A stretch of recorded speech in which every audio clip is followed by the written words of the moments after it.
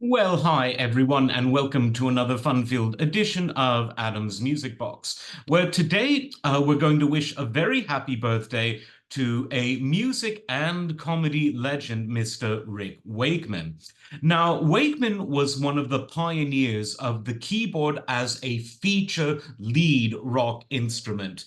It had always been a vitally important instrument in European classical music, in jazz, in blues, in folk, but rock and roll had always been a guitar-driven format, and some unfortunate bands decided to just leave out piano and keyboard altogether and keep it with a guitar or two, bass and drums. Not that there's anything wrong with that. But keyboards were changing in the late 60s and early 70s because the prevalence of synthesizers and the ubiquity of things like Fender and Wurlitzer electric pianos, Hammond, Farfisa, and Vox organs all coalesced to make keyboards a go-to instrument if you wanted your band to sound different than all of the others. What did Genesis do after they were blown away by King Crimson? Why, they bought a Mellotron, of course, at the suggestion of guitarist Steve Hackett. So all of these keyboards really helped to differentiate one band from another, because even if they had a similar array of keyboards, they could be used in such different ways. They could be modified, particularly synthesizers, on the spot because you had to use the various oscillators to create your own sounds. And Wakeman became an absolute master of just about every keyboard of the 70s, from the Mini Moog to the Poly Moog, to the Mellotron to the double Mellotron,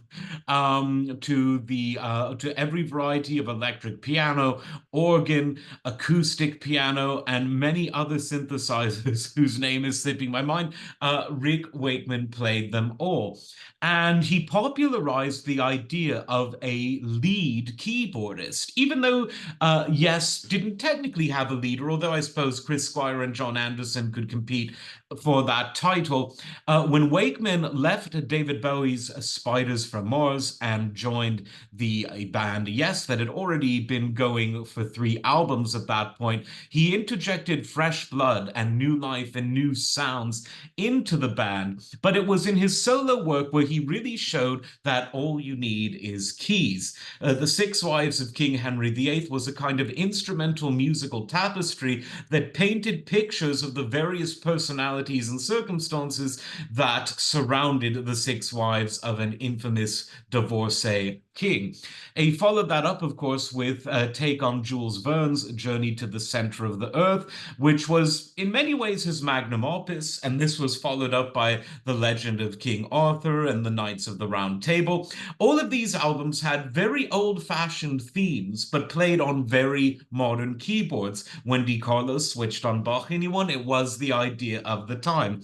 And it would not be fair to talk about Rick without talking about the late, great Keith Emerson, because it was these two men who played music that wasn't necessarily rock and roll, but it was almost entirely consumed by rock and roll audiences, and they made it cool to be on keyboards in rock, where before, if you wanted that, you would have needed to dig things like Chick Corea and Herbie Hancock and Keith Jarrett and Bill Evans. In the jazz world, Joe Zawinul, or look at the classical world, where obviously there have been great concert pianists. That's a whole subject for another video, which might be in the works.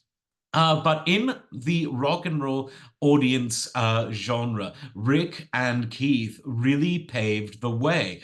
Tony Banks was another great one, but he was less of a showman, more of a composer. Great keyboardist though he was, but it was really Rick and Keith who put the keyboard front and center.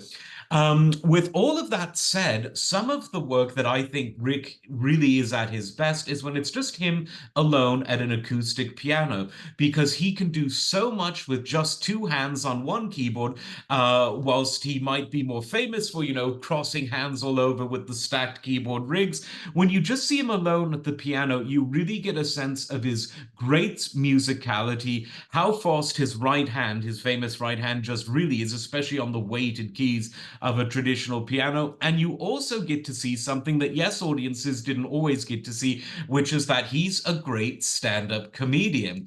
If you're new to this and want to be initiated initiated into Rick's comedy excellence, just Google the unedited version of Yes's Rock and Roll Hall of Fame induction ceremony, and you'll see just how hilarious Rick is. And it's why people like to work with him, even though he was the only meat eater in a band of vegans in the late 70s. That was Yes, but hey, that was how things went. So a very happy birthday to Rick Wakeman, a continuous source of joy because his music's such good fun, and his grandiose 70s projects where he took the keyboard to new rock and roll and showmanship heights. It really was an injection of optimism in otherwise Spartan times. So like, subscribe. We will see you next time. Take care.